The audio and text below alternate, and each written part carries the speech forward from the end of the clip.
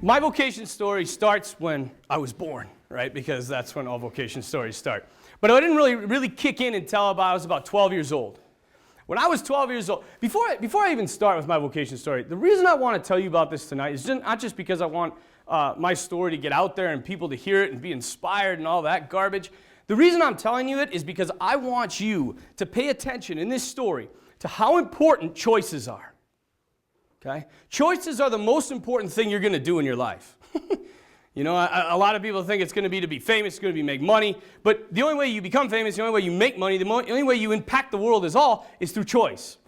It's a great mystery of free will that all of humanity has. And so pay attention to the choices that I made. Some of them very stupid, some of them kind of stupid, and then some of them sort of intelligent, right? And somehow God gets his way in that. The only way God gets his way in that whole thing is by two things which I'm going to explain. But when I was 12 years old, I was a server, altar server. I was a really good server. I even made it to be the Sarah Club. That's kind of the big club that sponsors vocations. They named me Server of the Year. That's a pretty big deal when you're 12 years old, okay? I was Server of the Year. And so they had this big thing, and they honored me with this plaque. I still have this plaque. My mom thinks it's the greatest thing in the world. And this plaque, you know, and I was like, this is amazing. The bishop would call me up personally, and he'd say, I want you to serve this mass because me and two other guys were like his go-to guys because he didn't have to train us because we knew what we were doing. And so serving was a huge thing. And when I was serving, I was like, all I remember is I didn't like church until I was serving. Then I enjoyed it because I was actually doing something. I was really participating in the mass. And I remember I loved serving. Fast forward a little bit till I get into high school. When you get to high school, pretty much all you are in high school, right? Yeah? When you get to high school, serving really isn't that cool anymore. You know, I mean, it's not like you go to a party and you're like, hey man, I just served at Mass. I got to serve at Mass tomorrow. What do you got? You guys, you gonna be there or what? You know what I mean? So you really don't talk about it anymore. You don't want to talk about your faith, period. Because you're ashamed of it. And the reason you're ashamed of it is because you don't understand it. And I didn't understand my faith at all. And I lived for soccer. Okay? Soccer was the greatest thing. It was everything for me. I played in the summer, I played during the school year, I was on the Olympic development program team, I went to the AAU national championships, I played through college. It was everything for me. Everything. And my junior year, everything came crashing down. Everything came crashing down. We made it to the state title game, okay? And I was the sweeper. Does anybody know anything about soccer? Because I know everybody's like, this is big-time football country, right, and all that kind of stuff. So just bear with me. The sweeper is the last, but the only reason I'm going to tell you this, even if none of you understand soccer, you're athletes. And so you can relate to me on that level. So I was the sweeper. I'm the last guy. There was 7 seconds left in the state championship game. 7 seconds left. And the one guy, the forward, got a breakaway. He beat both of our defenders. I was the last guy. It was one-on-one. Jeff Fisher, I still remember his name. It's crystal clear in my head. And as he's going, and I look at the clock, and I look at him, and it's like 5 seconds, and all of a sudden I see him, and he's getting ready to shoot. I'm like, either I slide in, or I let him shoot and just hope that the goalie stops it. So I'm not leaving my goalie to fend for himself. I slide in, he kicks, the ball is going this way, and the goalie, I see him out of the corner of my eye getting ready to dive. As I slide in, it hits my shin and deflects the other way. Okay? 3, 2, 1, the ball rolls over the goal line. We lose. 2-1. My fault. Why are you laughing at me? That's terrible. We lose 2-1. I dropped to my knees that day and I wept like a little girl. Just tears were... And here's the worst part. You ready for this? All the guys we were playing against at BHS, Bismarck High, they were all buddies of mine. We played during the summer together. So later on, we went to this big bonfire, and all the soccer guys were there, and we were enjoying each other's company and whatnot, and they came up to me with this box. And they had their BHS jackets, state champions, their names on it. You know, it's just rubbing it in. They're like, we want you to have this box. And I'm like, well, what is it? Like, just open it, man. We felt bad for you. So I'm like, I'll open it up. Take off the lid. And it's a BHS state championship jacket with my name written on it. And I'm like, what the heck is this? And they're like, couldn't have done it without you. Yeah, it was terrible. Aren't those great friends? And so I threw it in the bonfire, but the point of this is my heart, when they were demons, I figured let it burn, it's hell, whatever. So soccer broke, something broke inside of me. Then my senior year, 2 priests came into my life. 2 priests. One was named Father, now Monsignor Tom Richter, Father David's brother, and Father Austin Vetter, who is a native of this land down here, I think, right? The Vetters are big down here. Isn't this Vetterville in the July or something like that? And they came into this school, and they just took this school by storm. And I saw in these guys, there was this joy about the faith that I had never seen. There was this fire about the faith that I had never seen. And so I just entered full bore into religion class. Like, I loved it. And I couldn't let my friends see that. I don't know why, but we can't let our friends see that we love Jesus, right? Like, that's some terrible thing. And so every day they would call on me, and I had the right answers. I started studying, I was reading, I was praying, and all of a sudden I'm like, this is great. And then the terrible thing, something terrible happened. One day in the middle of class, Monsignor Richter pointed at me and he said, Waltzy, you're going to be a priest. And I was like, and all my buddies were like, you're going to be a priest? I'm like, no. I don't know what, I would never, ever do that. And I left, and these guys were all making fun of me. And every day, both Father Vetter and Father Richter, they kept saying, and they would, they'd say stupid stuff like, when are you going to join the ranks? When are you going to be a man? And I'm like, shut up. Just shut up. They wouldn't let me go because they saw something in my heart. They saw something that wasn't gone yet. There was something there. And so they came up with this brilliant idea. They said, we're going to go to Rome. We're going to go to Rome. We're going to take a pilgrimage to Rome, and anybody that can pay for it can come. And I was like, well, that would be pretty sweet. But I was like, I got to stay away from these guys because they want me to be a priest. I go home and tell my mom. My mom's like, that's a great idea. She's like, I'll help you pay for it. And I'm like, oh. And as soon as I figured, you could drink beer over there. And there was a really cute girl that I wanted to date. And she was going on the trip. I was like, this is a win-win. And I don't have to really pay. So I went on this Rome trip. When I was on this Rome trip, now as this is all going on, I want you to be very clear about something. I'll mention it a couple times. As this is all going on, I never stopped going to Sunday Mass, and I never stopped going to confession. Even at my worst, I never stopped those 2 things. I'm going to mention that several times because that's a choice I made. I made a choice to do those 2 things. We go to Rome. Wonderful place. If you ever get a chance to go to Rome, you got to go there. Maybe you've been. It's outstanding. And what struck me about Rome is this. The church, I always thought was for old people. Do you ever get that sense? Like there's always old people in the church. Like all there is old people everywhere. And they're just old. And they go to church. And that's like our faith. And I remember when I went over to Rome, I started seeing there were these young martyrs. These people that gave their lives for the faith. And I started questioning my own heart. I was like, I wonder what I would die for. And you know what? This is really sad. I came down to the fact that I wouldn't die for anything. Nor would I die for anybody. That's sad. That's how selfish this guy was. I'm still kind of selfish, but I'm working on it. I wouldn't die for anything. And that bothered me. Something hit me hard. But I started seeing the glories of the church, all the history, how it affected everything in Western civilization, how some of the greatest minds ever came out of the Catholic Church. It wasn't just for dumb people, because I met a lot of dumb people. No, most of my friends were dumb. I was dumb. You're dumb. No, we're all pretty dumb when it comes, hopefully now, Father David and I are a little bit better, but for the most part, we're pretty dumb when it comes to the faith.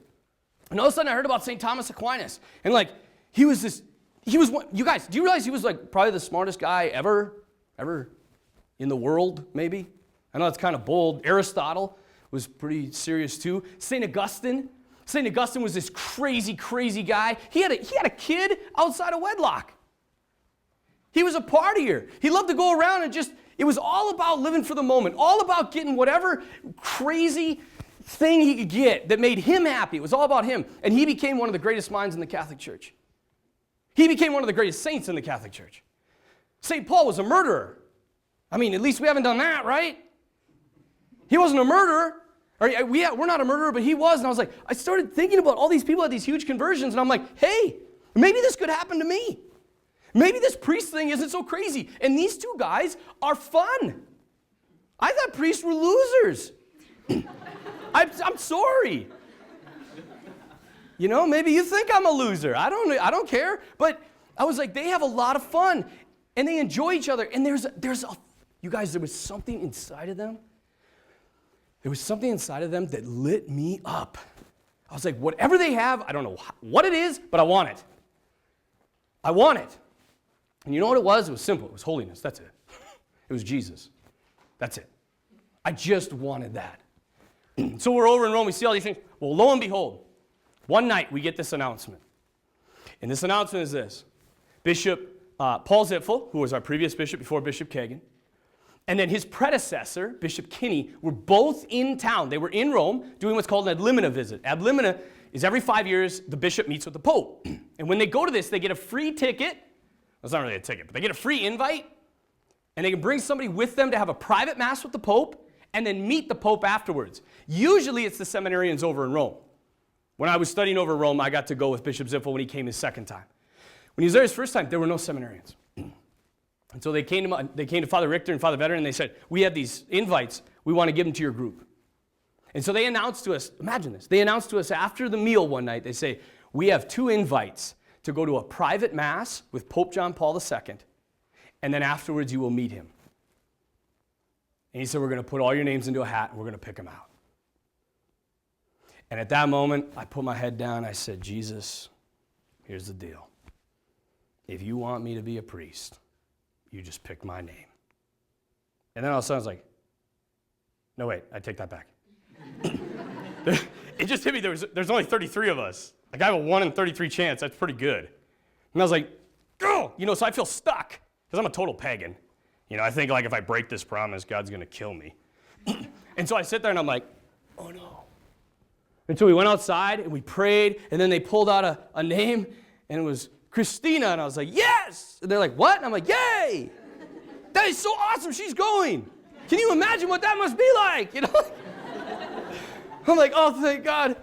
Okay, Jesus, I don't want to be a priest, don't pick my name. And the second one pulls out, and it's my name. And I just like sat back on this car, and I was like, oh, no. And my buddies are like, what? And I'm like, oh, man, this is awesome. I'm just so overcome right now. I don't even know what to say.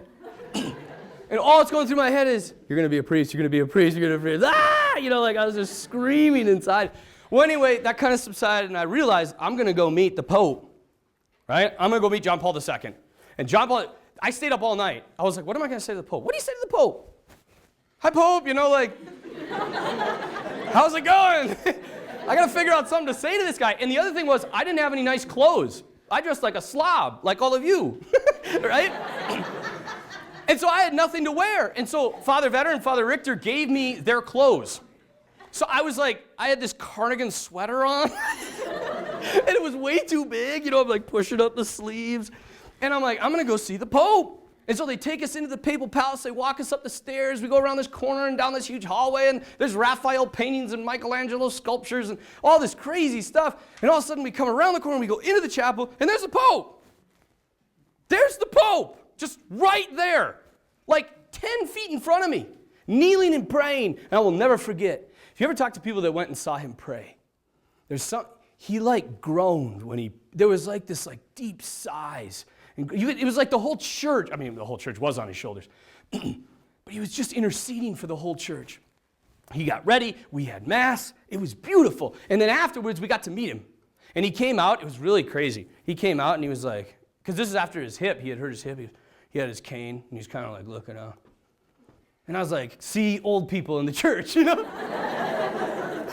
he's like, guys, and then I'm not kidding you, he comes over to this big desk, and he throws his cane onto his desk, and he just goes like this.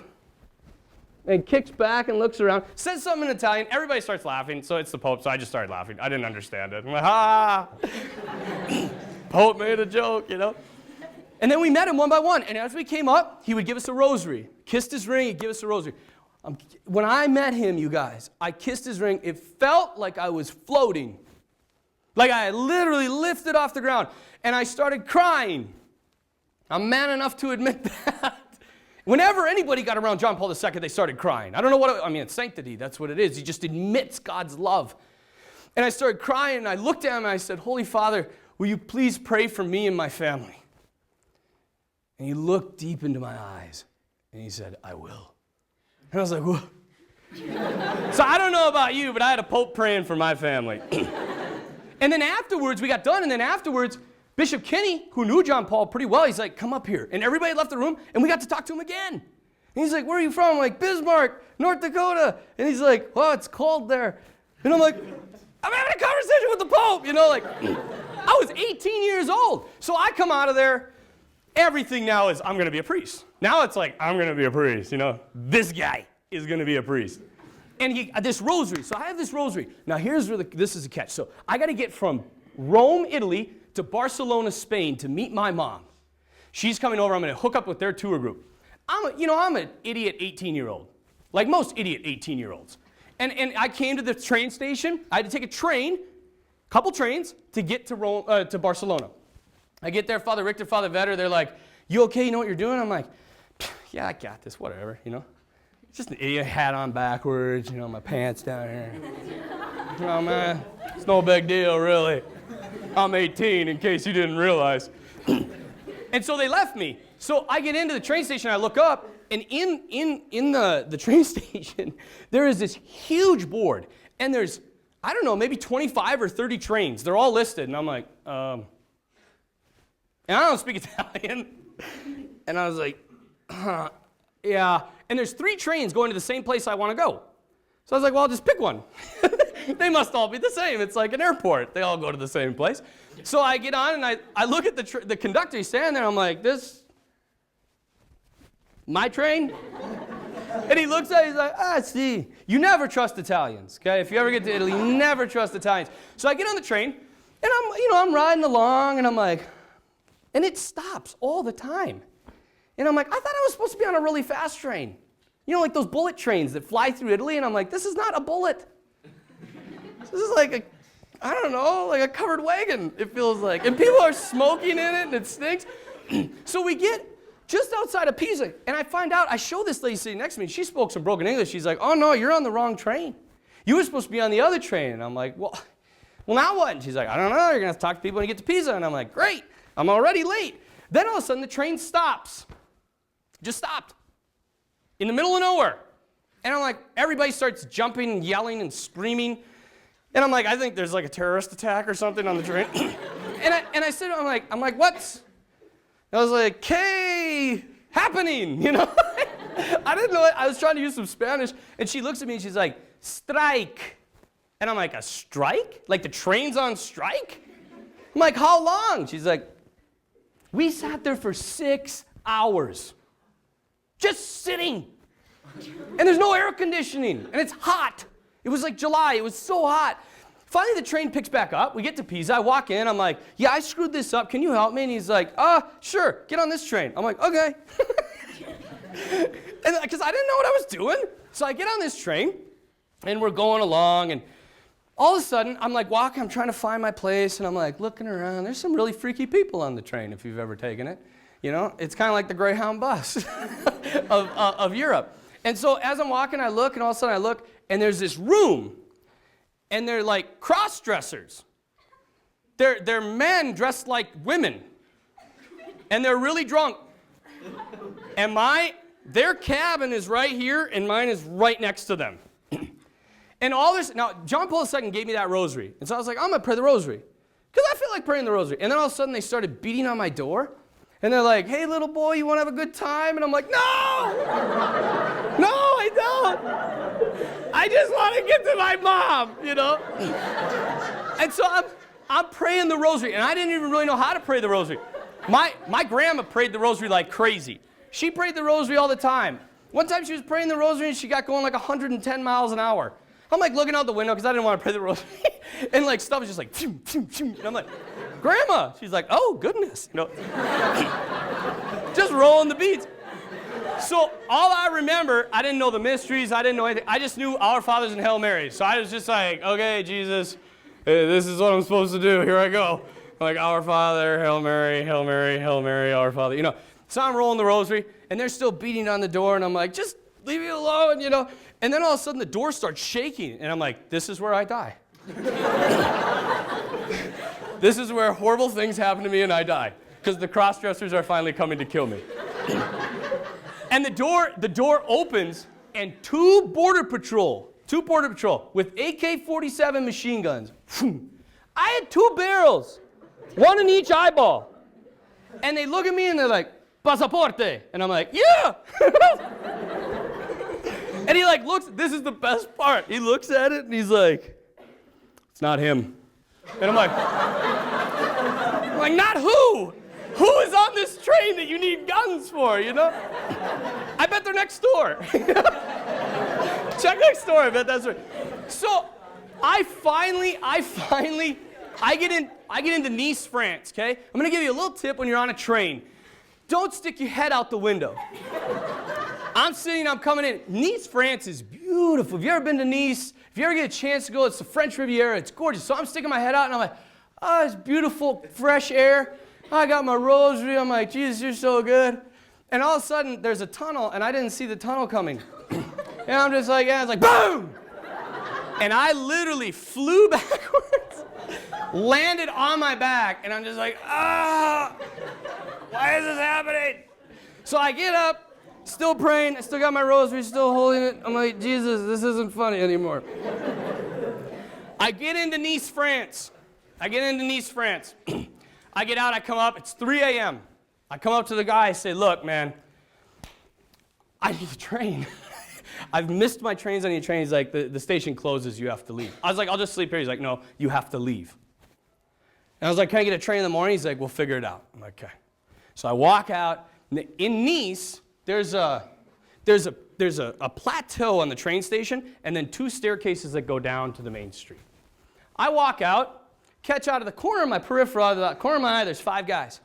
They're over in the corner, and they're smoking cigarettes. You know, I give them the kind of like, what's up? Such an idiot.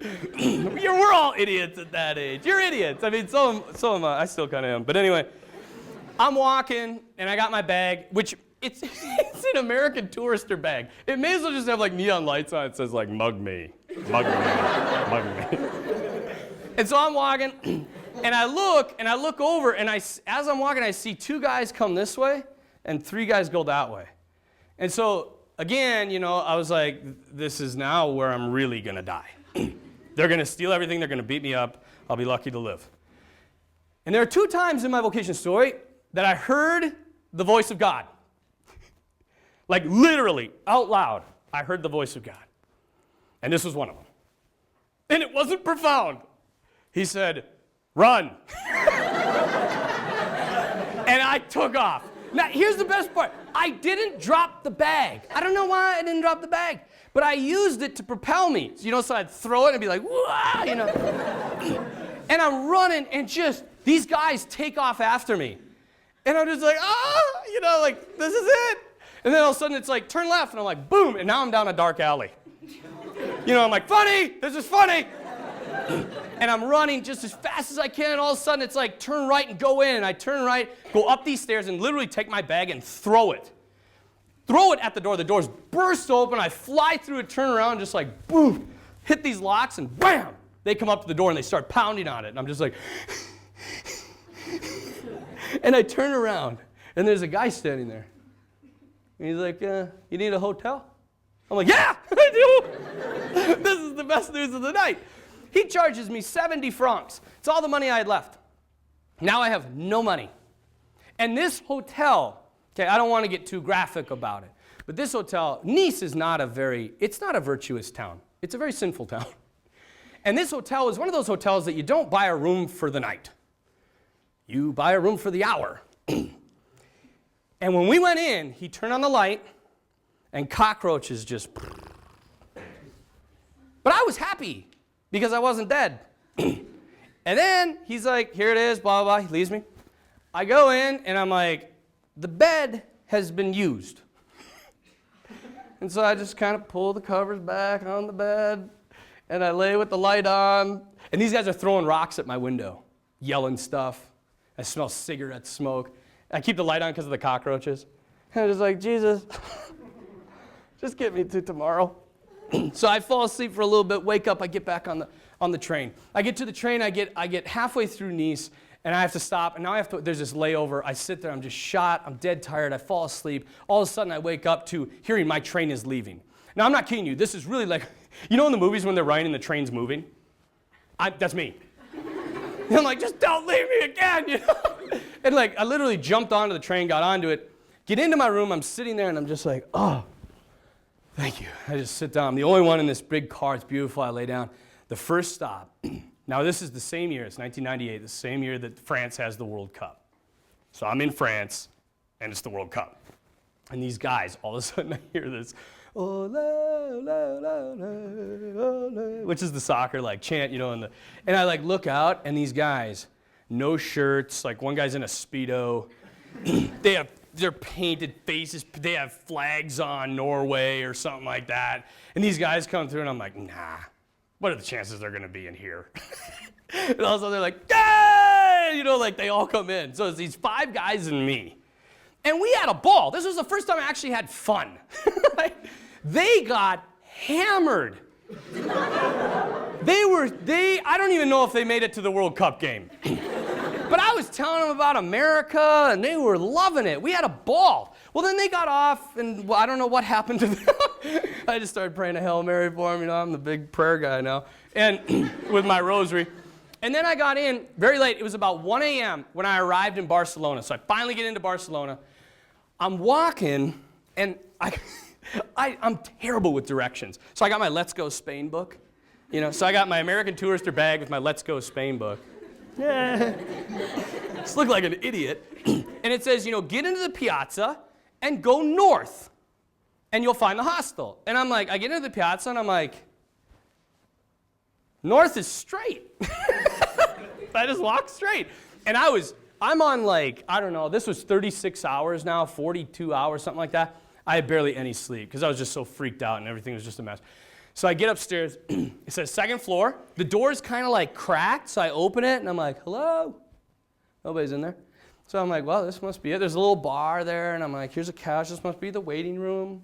So I shut the door and I sit down. I'm just gonna wait. Well, I mean, a matter of seconds, and I was just asleep. I wake up. There's this little girl, and she's like pulling down my coat. And I like open my eyes, and I'm like, what the? This little tiny girl. And she says, ¿Por qué estás en mi casa? Which is, why are you in my house? And I'm like, oh no. And right at that moment, her dad comes around, and I'm just like, I am so sorry. Because, I mean, his little daughter's right there. And I'm like, no, I just thought, hostel. And he's like, he was so kind though, showed me where it was, got my room. The next day, now you guys got to remember something. I was supposed to meet my mom. My mom, for 36 hours, doesn't know where I am.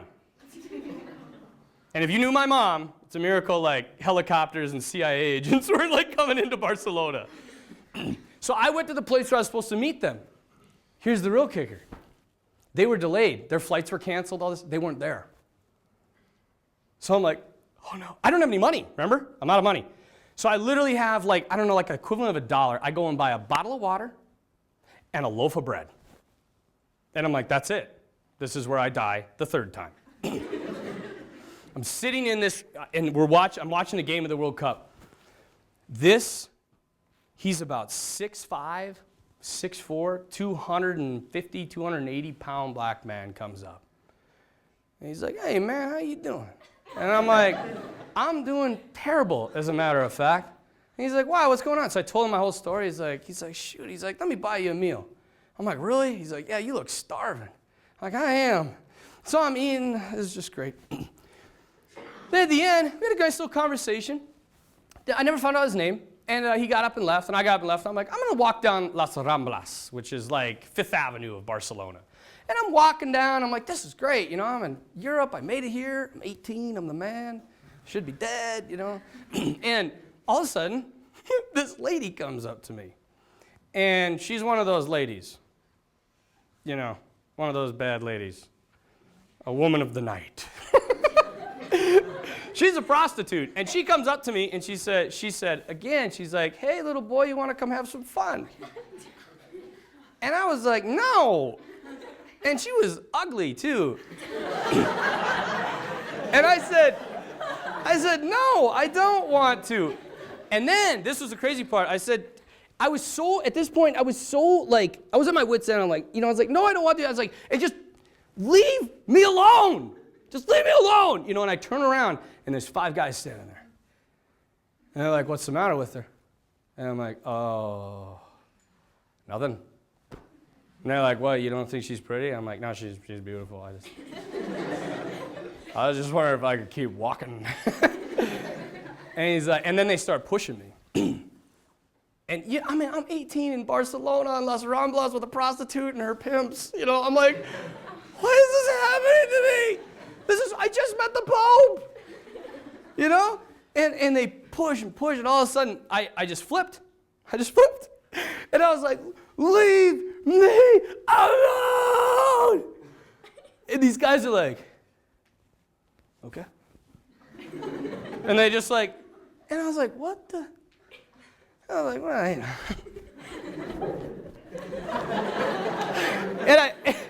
And I turn around, and there's a 6'5", 280-pound black man behind me, just like this. And it was great. And I'm like, hey! And he's like, hey, man, I saw you getting roughed up. And I'm like, you're the best, And so we sat there for a little bit, and then he left. Met up with my mom. Everything was beautiful. 2 weeks later, we're in Madrid. Right before we fly out, we're in Madrid. We get 3 hours to go shopping. We go shopping. We're going all around, blah, blah, blah. I get kind of sidetracked. I'm on my own. That happens a lot. I'm a little ADHD. And along with everybody in this room. Welcome to the club. And as I'm walking, all of a sudden, I'm just kind of walking down the street, and like, boom, I run into this guy, and I'm like, hey! He's like, hey! It's the same guy. Barcelona to Madrid is a long ways, you guys. And it was 2 weeks had passed, and somehow we meet in a city of 3 million people? Come on. And I was like, this is awesome. I was like, I've got money. Let me buy you a meal. So I said, let's go. And so we're sitting there, and we're having a pizza, and all of a sudden, I see my mom coming. And we're talking. He's telling me about his trip. I'm telling him about his trip. I'm like, that's my mom. You got to meet my mom. She's the greatest in the world. So I was like, just wait here. And I walk. Now, this place is, there's only one exit because it's outside on a patio, but it's kind of like trapped in. And I come over, and I'm like, Mom, you got to meet this guy. You got to meet this guy. And I come back, and I'm like, totally gone. And I look down, and there's a little piece of paper, and it says, God bless Michael. Now, you can say what you want, but in case you want to know, St. Michael the Archangel is a 280-pound, 6'5" black man. That guy saved my life a couple times, and he watched over me, and then he just magically disappeared. That was, again, another moment of conversion. Because, you guys, when God works most powerfully in our lives is when we struggle. It's when we're weak. It's when we're at our wit's end and we have nowhere to turn. And that's where he worked powerfully. When I got back home, I was like, I'm going to be a priest. I'm going to be a priest. And I started filling out paperwork. I'm like, I'm going to seminary. This is great. And all of a sudden, something started creeping in. They're like, "Do you sure you want to go be a priest?" And I'm like, "Not really." And I was like, and then this voice said, "Remember, you said if you should be a priest, not when you should be a priest. Like, you should get married, and then she'll die, and then you could be a priest." No, these are stupid things that go through 18-year-old heads. And so I didn't join. I went off to college, and I fell away from my faith, but I never stopped going to Sunday Mass, and I never stopped going to confession. Even at my worst, never stopped. My sophomore year, going into my junior year of college, I had a chance to go down to Mexico. I went down to Mexico. I studied Spanish. I learned how to surf. I learned how to dance. It was wonderful. There was one moment when I met these two little kids, these two little poor kids. If you bear with me, I'm going to tell you this story because it was a huge moment in my life. These two little kids, and they were this one little girl. She was the first one to come up, and I'm like sitting there. I just fell back into this arrogance and this pride, and she came up and she's like, "You want to buy a friendship bracelet?" And I'm like, they were the worst friendship bracelets you would ever see in your life. Like, like a dog could have put one together better than this poor little girl. They were terrible. And I was like, no. And they were on this nasty, it looked like an old plate. Like she had taped them on there somehow. And I was like, no, I don't. Get away from me. And so she left. And all of a sudden, like, I'm sitting there waiting for my buddies to come. And like all of a sudden, like, they're in front of my face. She's right behind me. She's like, please. And I'm like, get away.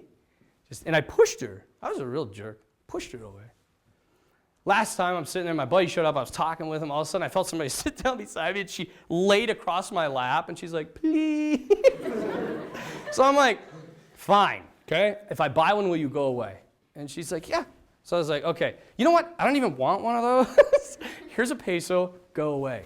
And she's like, no, you have to take a friendship place. I don't want a friendship. She's like, well, then we got to play a game. I'm like, what game? And she's like, Águila o Sol, which means like sun or hawk, which is brilliantly heads or tails, right? So I'm like, okay, you ready? And I throw it up in the air, catch it. She's like, Sol. And I'm like, Águila, you lose. Bye. Okay? Like, I was a jerk. I didn't want anything to do with her. She smelled funny, too. So she's like, no, otra vez. We got to do it again. I'm like, fine. I was like, flip it up. And she's like, Sol. And I'm like, Sol. And it wasn't Sol, but I just wanted her to get away from me. Like, there, you win. She's like, yay. She's like, again. And I was like, she was so excited and so beautiful and so cute. I was like, this is kind of, okay. This is kind of adorable. So I flip, even the hardest heart, right? So I flip it up again. So we do about 10 coins, and all of a sudden, her little brother comes over. He's even smaller. And he's in like tattered rags, dirty, nasty. And he's like, I want to play. And I'm like, okay. Like we're having a ball right now. And I spent like $10 on these kids just flipping coins. And I have never met a worse heads or tail player in my life than this little boy. He couldn't win. His sister had like $9. And I'm like, come on. Just win one. And he's like, I'm trying, So I take it. And I'm like, this is you, man. This is all you. You ready? And he's like, yeah. So I take it, and I was just like, boom, like as high as I could. And this little kid's like, and I'm like, well, call it. And he's like, so, and it hits, and it bounces, lays flat, and it's the sun, So he picks it up and does a victory lap around this piazza. Just like, yeah! Screaming. I was like, this is amazing. Then he gets back, and I'm like, let's get ice cream. And they're like, yay! And they're like, wait. And I'm like, what? And they're like, I'll be back in a second. And they ran over, and I didn't even see her. Their mom is sitting in the corner, just in tattered rags. And they take all the money, and they literally throw it on her and run back. And you guys, even this guy's hard heart cracked a little. Because you know what I realized at that point? I learned a life lesson. They didn't care about the money. They didn't care about the stuff. They didn't care about the ice cream. They didn't care about anything. They just wanted to be near me. They wanted to be loved. It's something we take for granted every day. It's something I take for granted. That I have parents that love me. That I have a good family. That I have good friends that care for me, that love me. And so I don't have to feel that hunger for love. I don't have to feel cast out from society like these poor little kids. And that changed something deep inside of me. So I returned back. I returned back to the States, and stuff started kind of changing in my life. But it wasn't changed yet. And so my buddies and I moved into a house up at NDSU. There were me and 3 other guys. We had a good time together. We weren't the most virtuous 4 guys, but we had a good time. And at one point, I remember I woke up one morning, and there was a big get-together that we had at our house. I like to call them get-togethers. And I woke up, and I just said to myself, because I was dating a great girl for about 1.5 years. I know it's hard to believe, as good-looking as I am. A couple girls fell for this guy. But anyway, I was dating a great girl. I had a job lined up. I was going to graduate, and I woke up one morning, and it just all came crashing down. And I was like, is this it? This is it. So now what? The rest of my life, I'm just supposed to try different ways to have fun? Because if that's all there is to this life, this sucks. There's got to be something else. And in that moment, when I was in this deep desolation, when I was at a real low point, I did the one thing a good Catholic guy knows what to do: go to confession. It's been a while since I've been to confession. I went to confession. I went to Father Peter Hughes in Fargo. I don't know, some of you may remember him. He was this old Irish priest. And he came up. I went into the confessional, and I knelt down, confessed all my sins, and I said, thanks, Father. And he said, let me do my best here. He's like, what are you doing for Lent? And I was like, well, because Lent was coming up. I'm like, well, I'd probably give up chocolate, something like that, And he's like, why don't you go to Mass every day for all of Lent? And I said, go to Mass? I was like, I got an 8 a.m. class. He's like, wonderful. There's a 6:45 a.m. Mass at St. Anthony's. I was like, 6:45? I was like, that's going to be hard. And he's on a dime. He's like, do you think it was easy for Jesus to die on the cross? And I was like, no, Father, I don't, So I was like, fine, I'll go to Mass. I'll give it a shot. I'll go to Mass. So I'm leaving, and as I leave, he's like, one more thing. I'm like, what? And he's like, before you go, every morning, invite all of your roommates to come with you. I'm like, they're not going to want to go. He's like, just do it. Okay, Father. So I leave. The first morning, I'm still really good friends with him, Jason Heydrich. He remembers this clear as day. The alarm goes off at like 5:30. It's beep, beep, beep. And I like click. And he's like, what in the heck are you doing?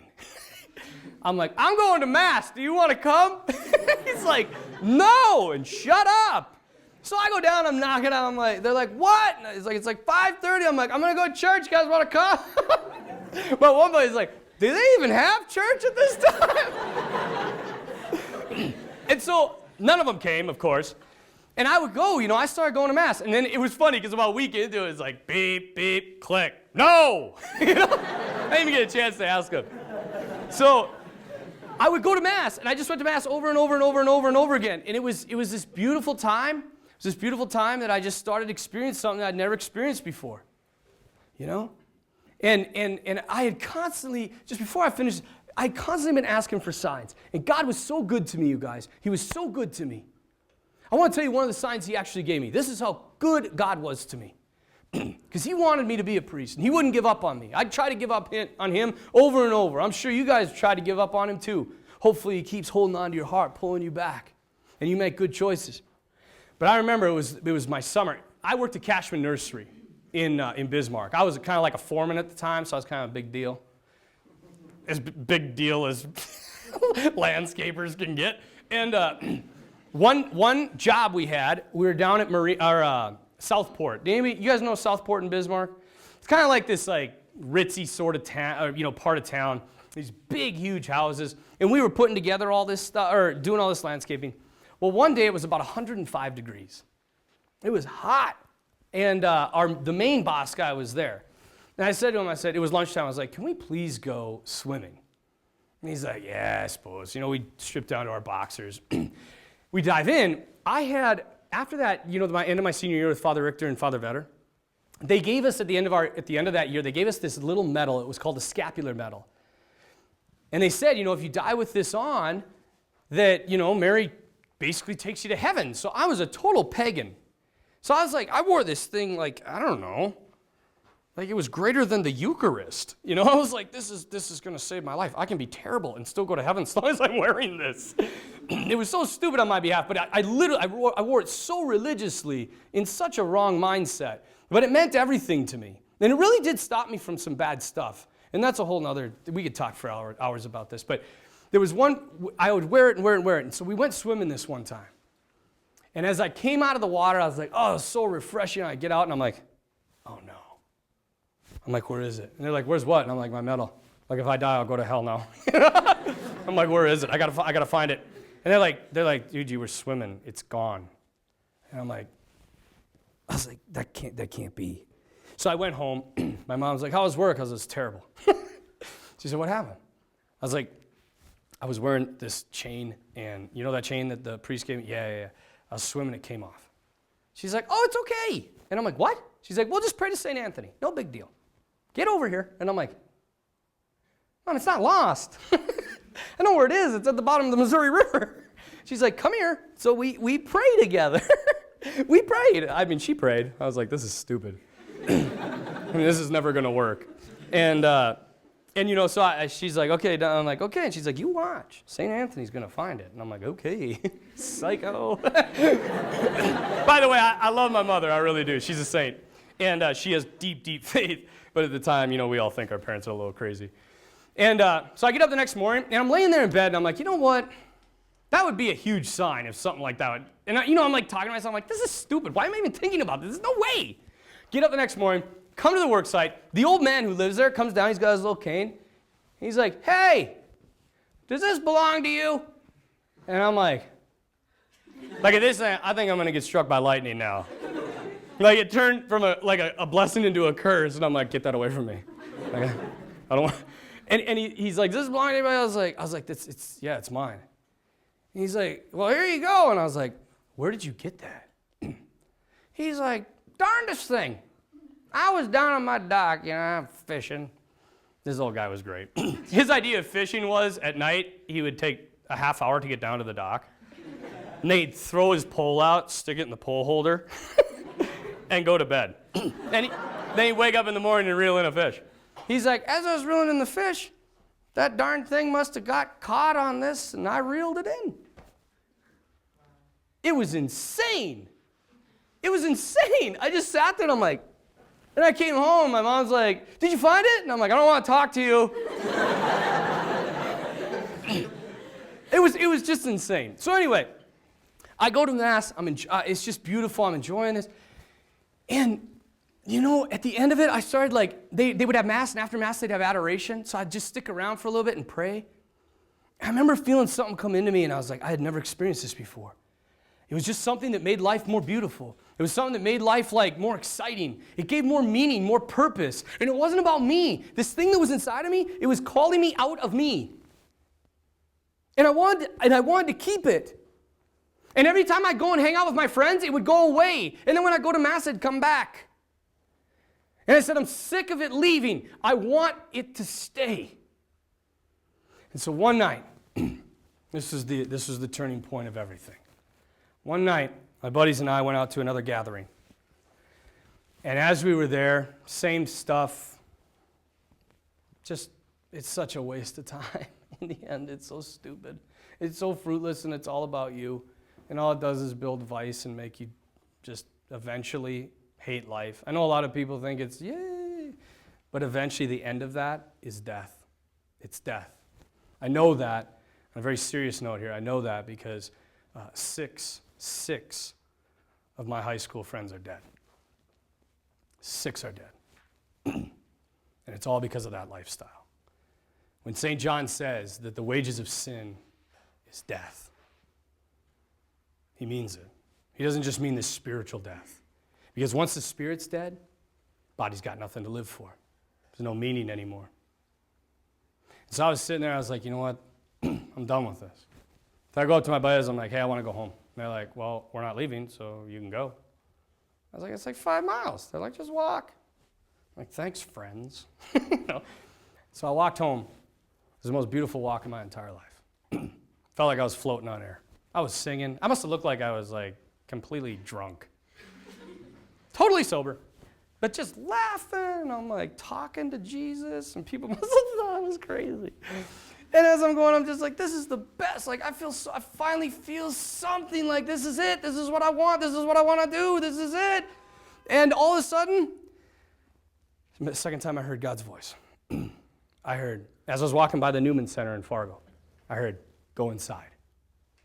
To the point, not this little interior voice, to the point where I turned around. And I was like, nah. Here. So I keep walking, go inside. I'm like, okay, time out. You know, I'm looking under bushes, because it was that loud, and it was forceful. And I'm like, this is stupid, I'm losing my mind. You know, so I just keep walking. Third one, go inside. To the point, you ever have when your dad, he tells you something more than once, and there comes a point when he really means it, and you know that he really means it, and you do it. Because if you don't, bad things are going to happen. So I was like, okay, Okay, I'm going. Chill out. Because my point, the thing was going through my head, it's going to be locked. Right? It's going to be locked. It was like 1 a.m. So I go up and I'm like, it's going to be locked. Whoever you are, I'm like, it's open. So, and I walk inside and I'm like, crap. So I'm sitting there and I'm like, I was a real smart aleck. Even with God. I was like, now what? And I didn't hear anything external. But there was this sense inside of me that just said, pick up and read. Pick up and read. And I was walking down the center aisle, and the only light that was on the tabernacle. And as I was walking, pick up and read. Pick up and read. I'm like, read what? I'm like, what should I? I'm not kidding you. There's a Bible laying open on the pew. At this time, again, my paganness, I'm like, I don't think I want to read that. I don't know what's on it, but I know that's the Bible. And they say that's God's word, and I don't want to. So I sit down, and I pick it up. And it's from the first chapter of John. It's what my eyes fell on. And it says, the apostles were following, this was John and Andrew, were following Jesus from a distance. And that right there, that hit. I was following Jesus from a distance. I didn't want to get too close to him because I didn't know what he was going to do. I thought maybe he'd take everything away from me. I thought my friends would make fun of me. So I liked him, but I kept him at a distance. And then it said Jesus turned around and looked at them. And I'm not kidding you, at that moment, I saw the face of Christ look at me. And it said, what are you looking for? And internally I said, it was just like, what are you looking for, man? You've tried everything. What are you looking for? And I said, I want to see what it's like to not live for me. And then it says the next line, Jesus replied, come and see. Come and see. And at that time, I will admit, for about 2 hours, I just wept. The Lord Jesus Christ said to me, if you're sick of living for yourself, just come and see what it's like to live for me. Come check it out. And from that point on, I graduated from college. I went down, I applied for the seminary. I went into the seminary and I went in with this mindset, Jesus, you just tell me to leave. I want to get married, so you just tell me to leave. And he never told me to leave. And I am telling you right here, I can stand before you as a witness, not because I want you to be priests and sisters. And a life lived for Jesus Christ is the most exciting life that exists in this world. Because it's the most unpredictable. You don't have any control. And it's what we're so dang afraid of in the modern day and age. We want control. I got to provide for myself. I got to get as much possible stuff as I can so I'll be happy. When happiness, that's never true. The more stuff you have, to quote the great rapper Biggie Smalls, the more stuff you have, the more problems you have. It's the only thing that idiot got right. More money, more problems. More stuff, more problems. The free person, the person that experiences this life as it should be experienced, is the person that doesn't have anything. The person that's completely surrendered everything, that's detached from everything, that lives for others. And I can witness to this to you tonight because I have lived it. I have lived it, and I know the truth about this life. And I want to save you from heartache and pain. And so your choices in this life are the most important thing that you're going to do. And every day you are either choosing for God or against God. And God is the source of life. And the more you choose against him, the less meaning your life has. The more you choose for him, the more meaning your life has. And you might sit back right now and say, Father, you're an idiot. You don't know what you're talking about. Trust me, I know what's going on. I know what makes me happy. You think you know what makes you happy. But I'm begging you. Two things I ask of you tonight. And these will make all the difference in your life. That you never stop going to Sunday Mass. And that you never stop going to confession. God will get his way in your life if you never stop doing those. With a heart that desires Jesus. That's it, you guys. I'm asking two things. A combined total in 1 week will take about an hour and 10 minutes. An hour and 10 minutes is all you got to do. And Jesus will get his way in your life. There's freedom there, and there's beauty there. I never dreamed where Jesus would take me. Never dreamed the life I would have. And it's the greatest life I could have possibly imagined. And it was all a gift.